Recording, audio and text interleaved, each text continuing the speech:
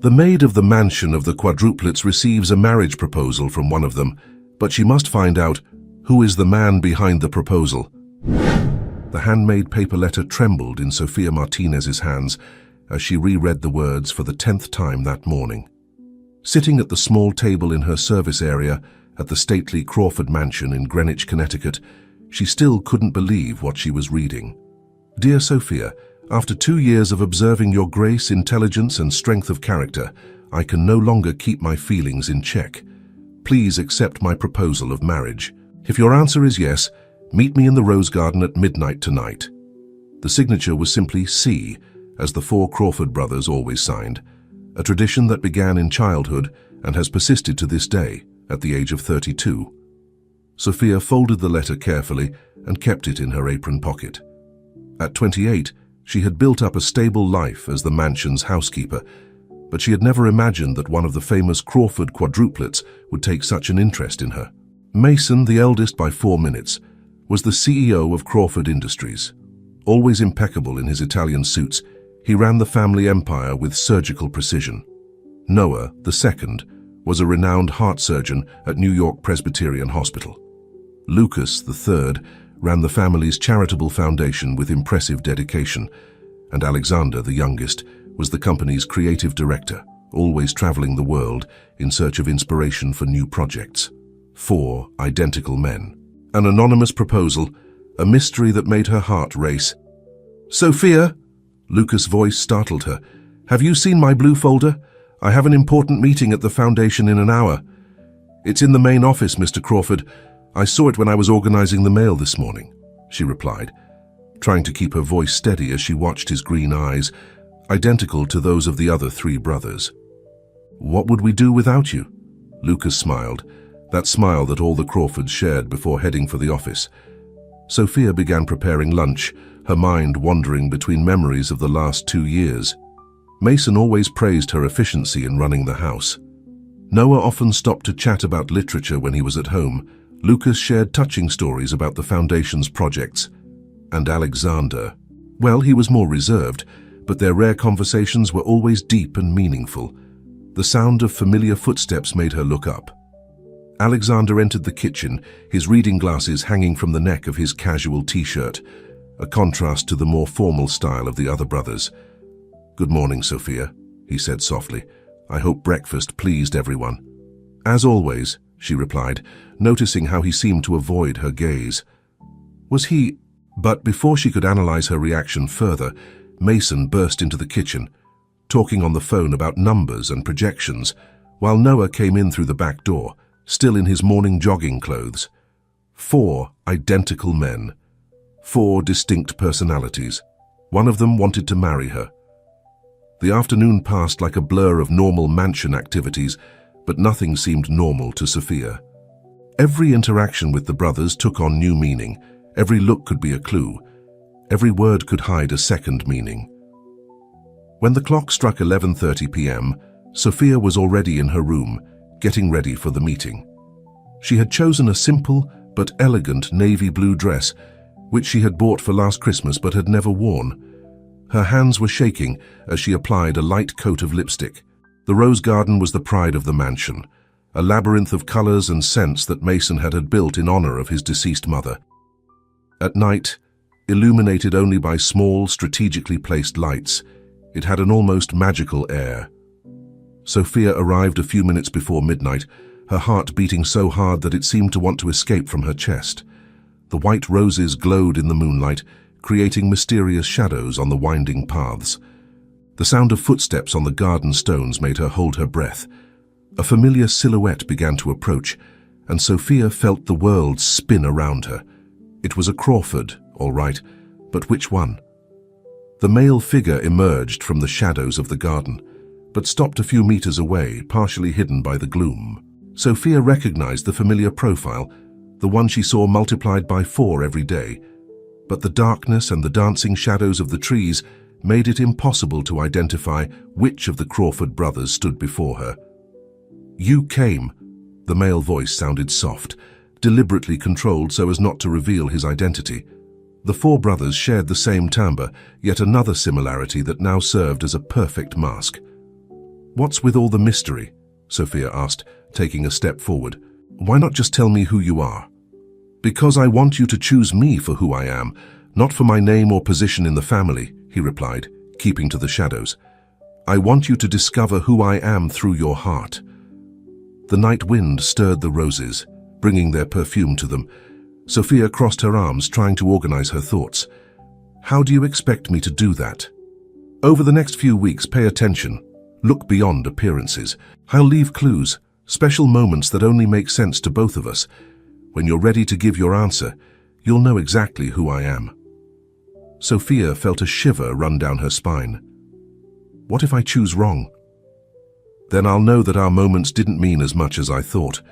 The voice had a touch of vulnerability that made Sophia's heart squeeze.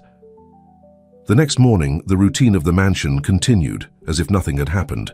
Mason was in his office before the sun had even risen, concentrating on a video conference with Asian investors. Sophia watched him briefly as he poured his coffee, always black without sugar. Was he hiding romantic feelings behind that professional facade? In the living room, Noah was leafing through a medical journal, making occasional notes. When he saw her, he smiled and began to tell her about a revolutionary procedure he was studying. His passion for medicine was contagious, his eyes sparkling as he explained technical details that Sophia barely understood. Could that enthusiasm hide a passionate heart?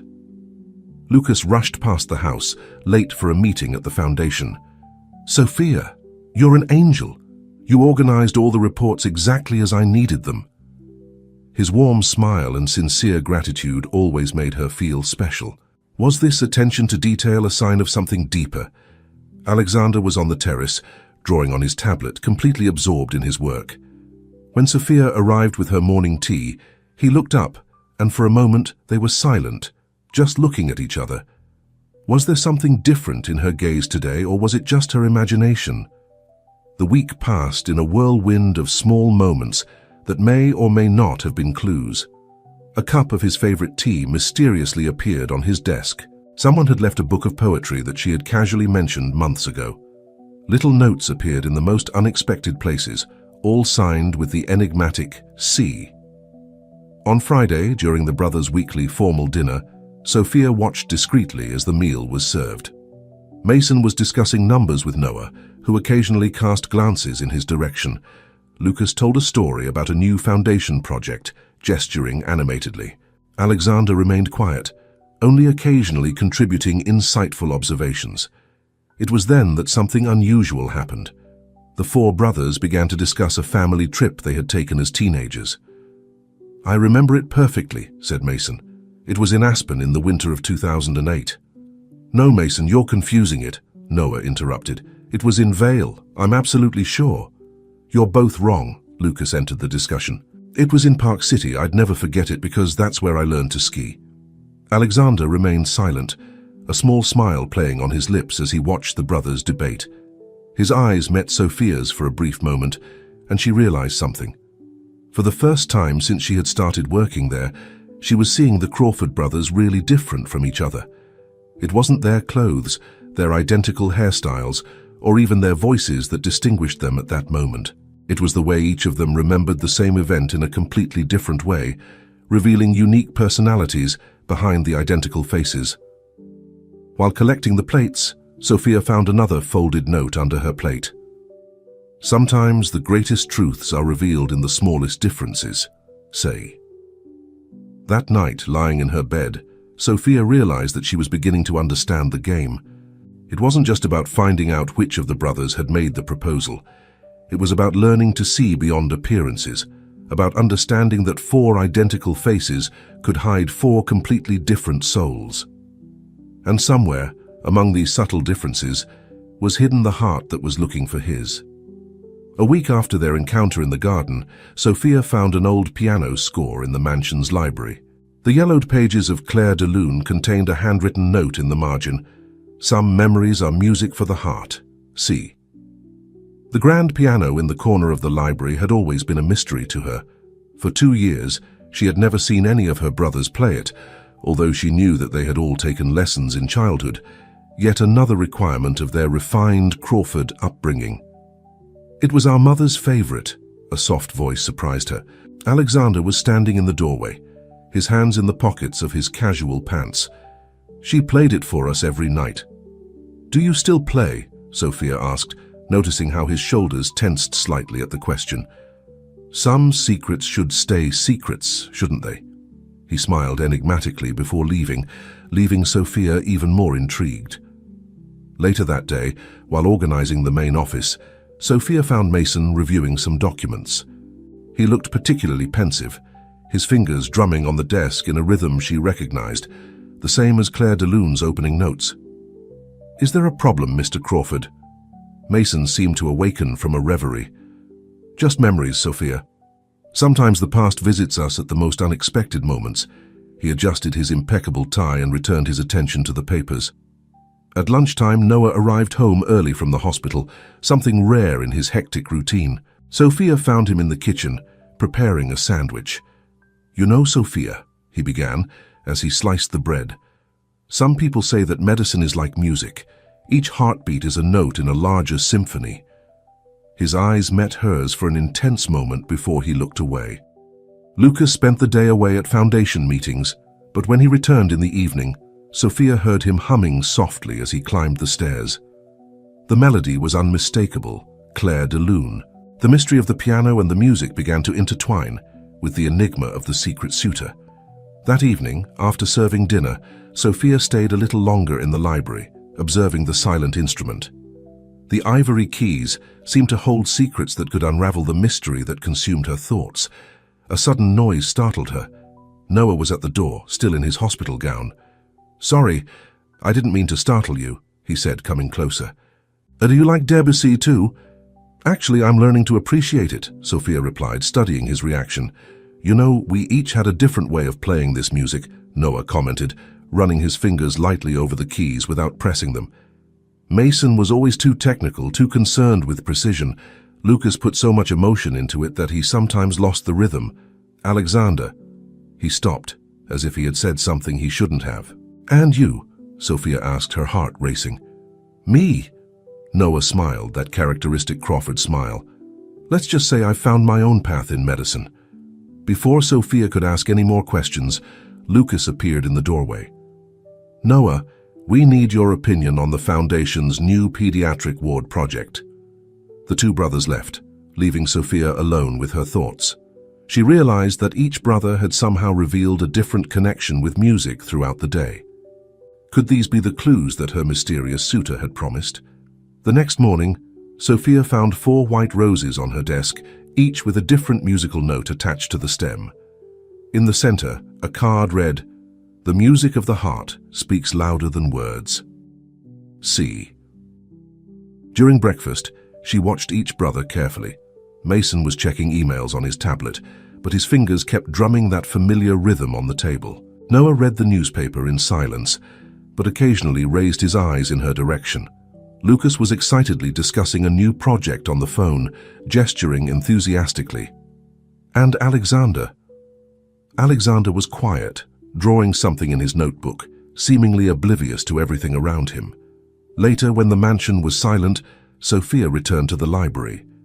She sat down at the piano and softly played a single key. The sound reverberated through the empty room, carrying with it the weight of unrevealed secrets and unfulfilled promises. It was then that he noticed something different. One of the keys had an almost imperceptible mark on it, as if it had been played recently. Next to the piano, partially hidden under a seat cushion, was a small piece of paper with just 2 words, "Soon." Sophia put the note away with the others she had been collecting, each one a piece of the puzzle she needed to put together. The musical clues had added a new dimension to the mystery, revealing layers of personality that she had never noticed before in the Crawford brothers. Music, like love, had the power to reveal hidden truths. And somewhere between the notes of Claire de Lune and the identical smiles of the 4 brothers lay the key to unlocking the heart that was searching for hers. An unexpected storm hit Greenwich that Thursday afternoon, forcing all the Crawford brothers to stay at the mansion. Sophia was watching the rain through the kitchen window when a sudden blackout plunged the house into darkness. "Is everyone all right?" Mason's voice echoed from the hallway, followed by the beam of a flashlight. "Sophia, do you have the emergency candles?" "Yes, sir. They're in the pantry cupboard," she replied, trying to find her way around in the dim light. Before she could move, she sensed a presence nearby. "I'll help you," whispered a voice she recognized as Alexander's. In the dark, their hands touched briefly as they searched for the candles, and Sophia felt her heart skip a beat.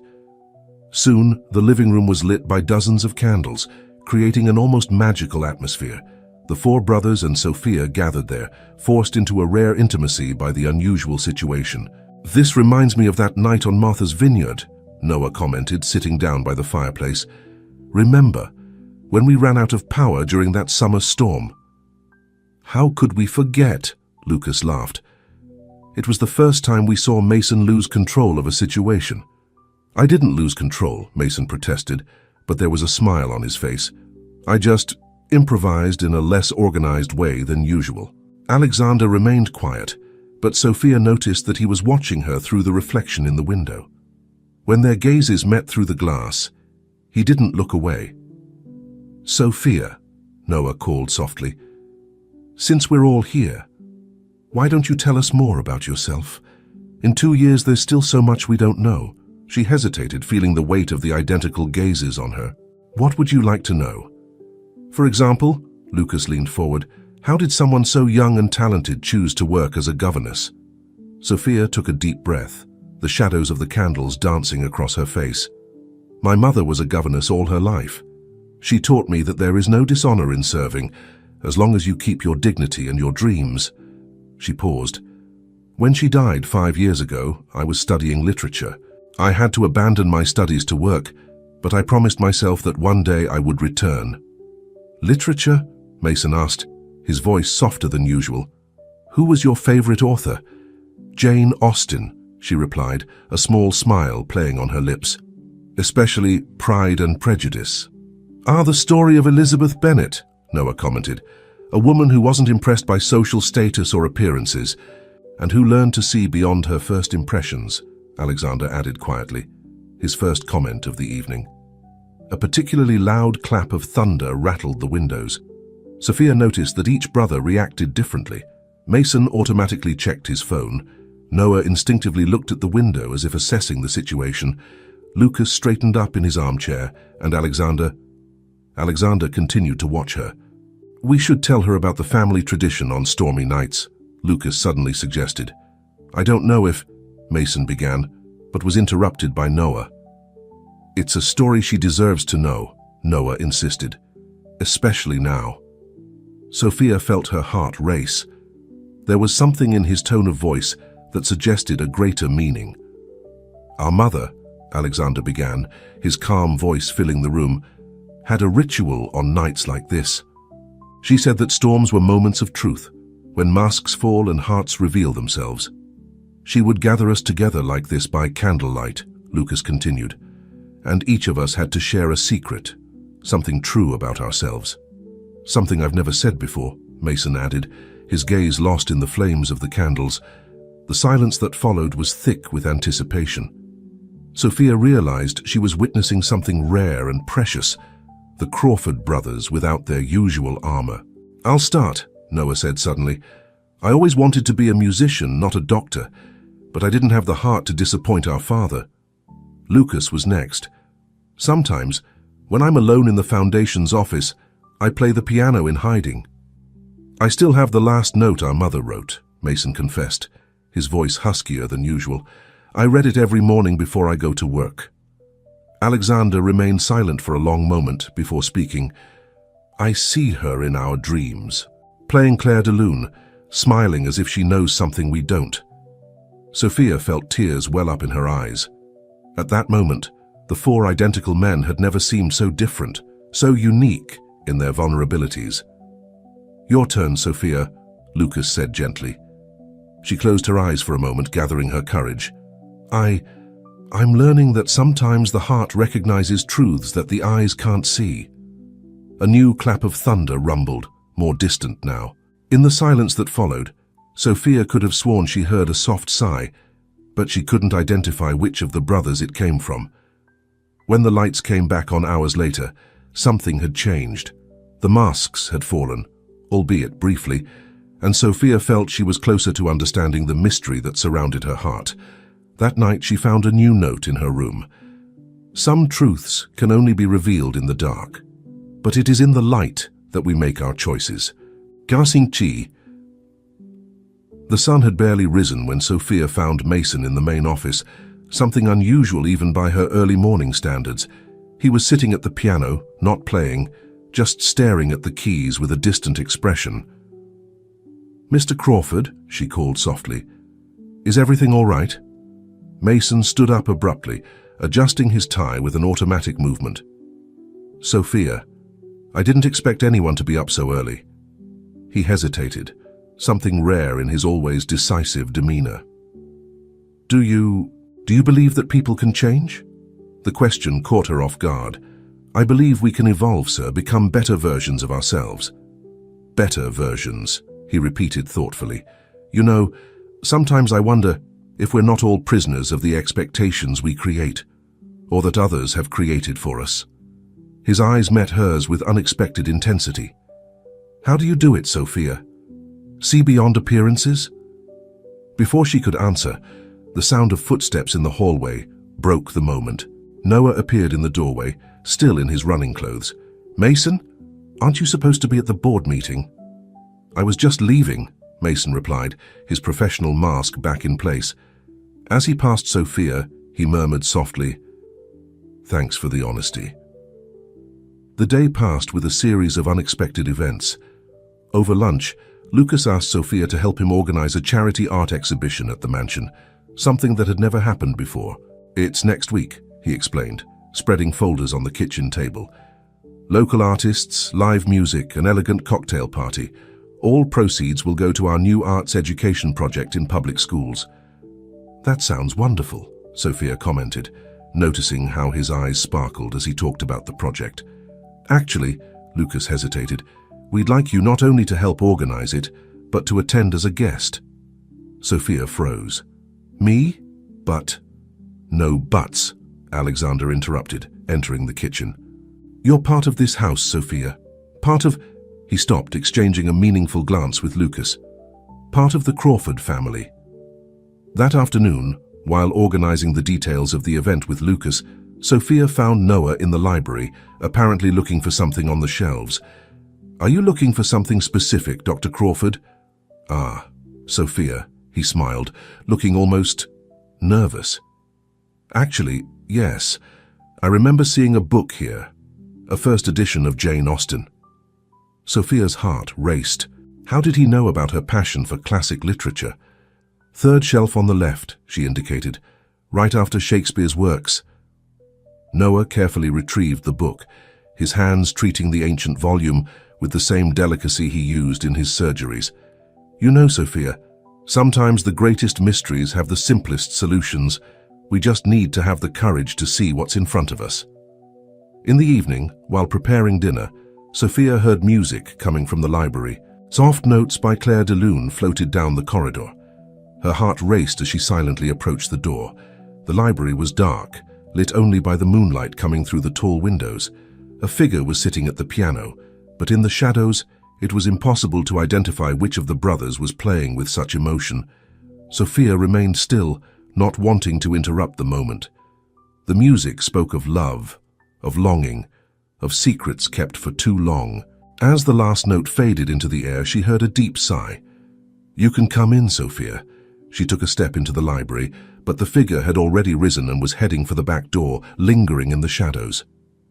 "Wait," she called, "please." "It's not time yet," the voice replied softly. "But soon, very soon, all the masks will fall." Alone in the library, Sophia found a new note on the piano. "Every heart has its own music. The trick is to recognize the melody that complements yours." See, the next day, preparations for the art exhibition began to take shape. Sophia watched the four brothers interact with the organizers, each in their own way. Mason supervised the logistics with military precision. Noah suggested strategic places for first aid points, always concerned about the well-being of the guests. Lucas coordinated with the artists, his enthusiasm infectious. And Alexander was redesigning the layout of the space, transforming the mansion into a makeshift art gallery. It was during a break in the preparations that Sophia found something intriguing, a sketch left on a table. It was a drawing of her sitting at the piano, made with delicate, precise strokes. In the bottom corner, only the initial C. "That's how I see you," a voice said behind her, but when she turned around, the corridor was empty. That night in her room, Sophia organized all the clues she had collected so far. The musical notes, the mysterious notes, the meaningful conversations, the drawing.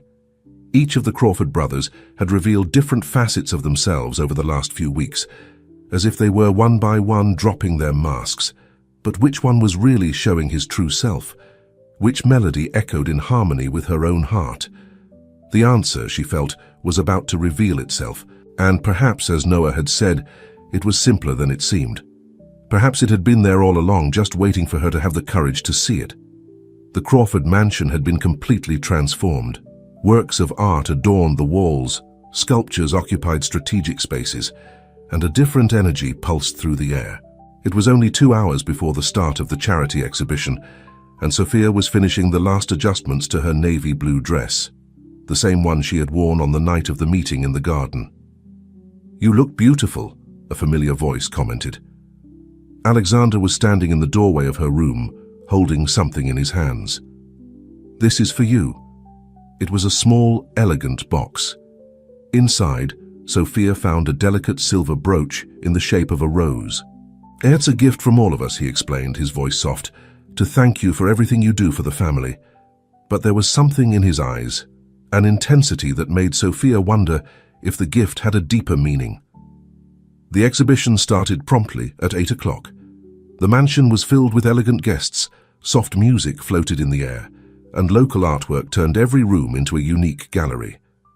Mason led important donors through the exhibition with his usual efficiency, but Sophia noticed that his eyes often turned to one painting in particular, an abstract work in shades of blue that resembled ocean waves. Noah circulated among the guests with ease, his charismatic presence attracting attention, but in quiet moments she caught him watching the musicians with an almost nostalgic expression. Lucas was in his element, introducing artists to potential buyers, his genuine enthusiasm infecting everyone. However, every now and then, his gaze would meet Sophia's with a different softness. Alexander remained more reserved, as always, but Sophia noticed that he had organized a special section of the exhibition dedicated to black and white drawings, all studies of hands playing the piano. "Sophia," Lucas called out to her in a quieter moment, "come with me, I want to show you something special." He led her into a smaller, more private room. In the center, protected by a glass dome, was an old book. "It's the first edition of Pride and Prejudice that you helped Noah find," Lucas explained.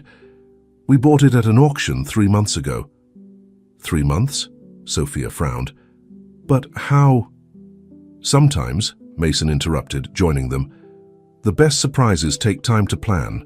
Noah appeared soon after, smiling enigmatically. "And sometimes we need help to pull them off." Alexander was the last to enter the room, closing the door softly behind him. For the first time, Sophia was alone with the 4 brothers, each of them watching her with a different intensity. "The brooch you're wearing," Mason began. "It belonged to our mother," Noah continued. "She wore it whenever she played the piano," Lucas added. "And now it's yours," Alexander concluded. Sophia touched the brooch gently, feeling the weight of its meaning. Why? It was then that the music changed. The first notes of Claire de Lune filled the air, coming from the main room. The 4 brothers exchanged meaningful glances. "Because you've done something that no one else has managed since our mother left," Mason said softly. "You've seen us as individuals," Noah smiled. "Beyond appearances," Lucas added. Alexander remained silent, but his eyes spoke volumes. "The pianist?" Sophia began, her heart racing. "He's waiting for you," the 4 of them said in unison, but each with their own distinct intonation. Sophia looked at each of them, really seeing them. Mason with his impeccable posture, but a new warmth in his gaze. Noah, relaxed and genuine, without his usual professional mask. Lucas, vibrant with contained energy. And Alexander, whose eyes always seemed to hold a secret. The music continued to play, calling her. In her heart, a certainty was beginning to form.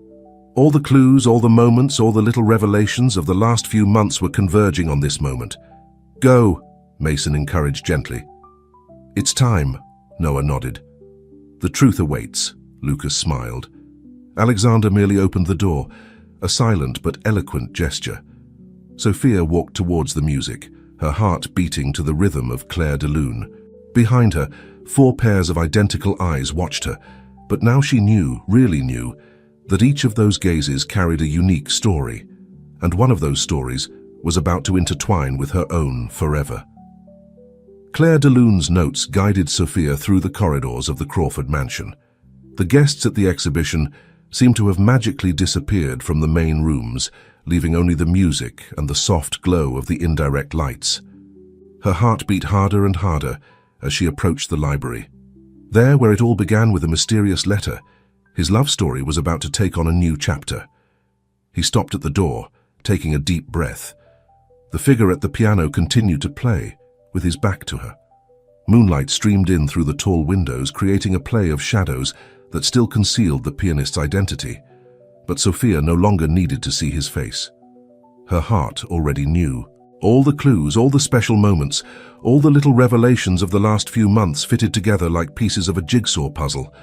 It was as obvious now, as clear as the music that filled the air. "Alexander," she said softly. The music didn't stop, but it took on a new depth, as if the name spoken had released something long contained. "How did you know?" he asked, continuing to play. Sophia approached the piano, watching his hands dance over the keys with a grace she had never seen in any of the other brothers. "You were the one who was always watching, not just me, but everyone. You saw through people in the same way that I learned to see through appearances." Alexander smiled, still playing. "Go on. Your drawings weren't just art. They were studies of emotions, of moments, the way you captured details that no one else noticed." Sophia touched the brooch on her dress. "Like the fact that I always looked at this piano when I walked past the library. What else?" The music softened, becoming almost a whisper. "You were the only one who never actively tried to confuse me or make me doubt. While your brothers, consciously or not, left contradictory clues, you remained authentic in your quietness." Claire de Lune's last notes floated in the air as Alexander finally turned to face her. "Music has always been my refuge," he confessed. "When we were kids, Mason excelled in business, Noah in medicine, Lucas in social connections. I felt invisible. So I learned to observe, to see what others didn't see. Art and music became my forms of expression." Sophia sat down next to him on the piano bench. "Why all the mystery? Why not just tell me?" Alexander played a soft, solitary note. "Because I needed to be sure that you could see beyond the surface. Not just with me, but with my brothers too. They're part of who I am, Sophia. Growing up as one of the Crawford quadruplets taught me that identity is a complex thing. And your brothers, did they know? Not at first. But little by little, they each found out in their own way. Mason noticed when he caught me practicing the piano in the early hours of the morning. Noah connected the dots through the literary references I left. Lucas has always been the most intuitive of us." The art exhibition. Sophia began to understand. It was their idea, a way of helping me create the perfect moment for this revelation. Alexander took her hands in his. Every detail of this evening was planned with a purpose. Our mother's brooch, the Jane Austen book, the drawings on the piano, all to tell our story. "Our story," Sophia repeated softly. "Sophia Martinez." Alexander turned fully to her, his green eyes shining with restrained emotion. "When you came to this house 2 years ago, something in me awoke. For the first time I met someone who saw beyond appearances, who understood the value of silence, who appreciated the beauty in the small details." He stood up and took something out of his pocket, the original letter he had left for her weeks ago. "Now you know who I am, and my proposal remains the same." Alexander knelt in front of her, opening a small velvet box that revealed a delicate ring. "Sophia, would you do me the honor of marrying me?" In that moment, Sophia saw all the layers of Alexander Crawford, the sensitive artist, the silent observer, the passionate musician, the devoted brother. And in each of these layers, she found more reasons for her answer. "Yes," she whispered, tears of joy in her eyes. 1,000 times yes. As their lips met, the sound of applause erupted from the library door. Mason, Noah, and Lucas were there, each with a unique and genuine smile on their faces. "Welcome officially to the family, Sophia," Mason said, his usual formality softened by the emotion of the moment. "Now you're really going to have to learn to tell us apart," Noah joked, winking. "As if she didn't already know how to do that perfectly," Lucas laughed, hugging the brothers. Alexander wrapped Sophia in his arms, and she knew that she had found not only the love of her life, but an entire family that accepted her exactly as she was. Outside, the art exhibition continued, but in the library of Crawford Manor, a different work of art had been completed, a love story that began with a mystery and ended with the most beautiful of truths. 6 months after the night of the art exhibition, Crawford Manor was preparing for another celebration. The rose garden, where it all began, had been transformed into a fairy tale setting for Alexander and Sophia's wedding.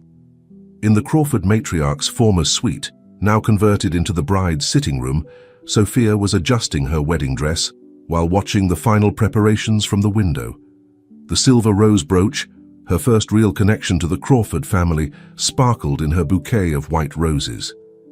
"May I come in?" Mason knocked softly on the door. When he saw her, his normally serious countenance softened. "Our mother would be proud to see you wearing your jewelry today." "Thanks, Mason." Sophia smiled, noticing how he had relaxed in recent months, allowing himself to show more emotion. "For everything." "Actually," he sniffed, evidently moved, "I came to bring you something. The 4 of us decided you should have this."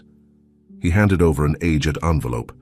Inside was an old photograph, a young, elegant woman sitting at the piano in the library, wearing the same brooch that now adorned Sophia's bouquet. On the back was an inscription, "To my dear children, true love always finds its own music." "Elizabeth Crawford," Sophia read the name softly. "Our mother." Noah entered the room, followed by Lucas. "And now you're continuing her legacy." "Not just as Alexander's wife," Lucas added, "but as someone who brought music back to our house." The 3 brothers hugged her, and Sophia felt how much the family dynamic had changed. They were no longer the intimidating Crawford quadruplets, but her brothers, each unique and special in their own way. The ceremony was scheduled for sunset. The guests had already taken their seats in the garden when the first notes of Clair de Lune began to play, not on the piano this time, but performed by a string quartet. Alexander was waiting for her at the makeshift altar among the rose bushes, his eyes shining with restrained tears as he watched her walk towards him. Beside him, his brothers smiled, each in their own way. Mason with restrained dignity, Noah with genuine joy, Lucas with overflowing emotion. 6 months ago, the celebrant began. A mysterious letter began a love story that reminds us that sometimes we need to look beyond appearances to find the truth in our hearts. During the vows, Alexander held Sophia's hands as gently as he played the piano.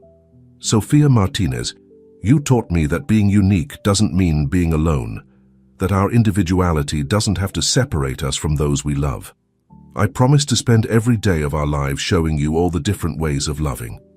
Sophia, moved, replied, "Alexander Crawford, you showed me that true love is not a matter of seeing, but of recognizing. I promise to always see you exactly as you are, and to love every new discovery we make together." The reception took place in the library, now transformed into a ballroom. The piano took pride of place, and when Alexander led Sophia out for their first dance as a couple, a surprise awaited.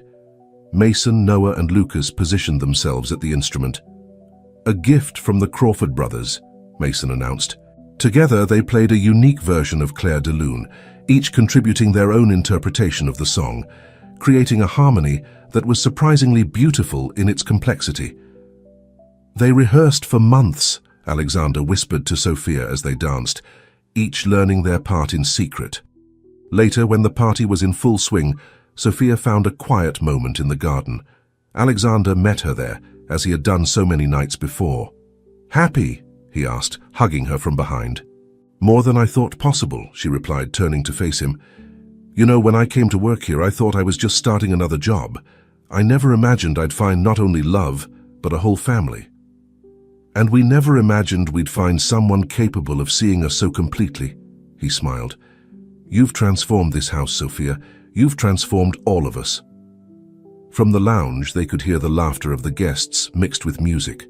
Mason was dancing with one of the artists from the exhibition that had changed everything. Noah was chatting animatedly about classical music with the quartet's conductor. Lucas was organizing an impromptu number with some talented guests.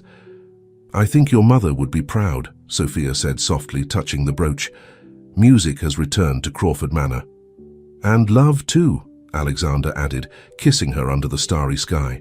That evening, as the last guest said their goodbyes, the piano in the library played once again. But now it wasn't a lonely song.